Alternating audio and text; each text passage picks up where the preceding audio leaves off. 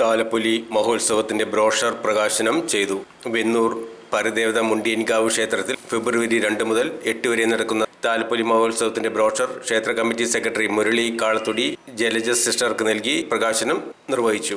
ആദ്യ സംഭാവനയും സ്വീകരിച്ചു. ക്ഷേത്ര committee president Balan C, secretary Muraleedharan M, treasurer Manoj P, Raman P, Gopakumar, Sasi S, ക്ഷേത്ര പബ്ലിസിറ്റി കൺവീനർ അരുൺകുമാർ എസ് എന്നിവരും ചടങ്ങിൽ പങ്കെടുത്തു.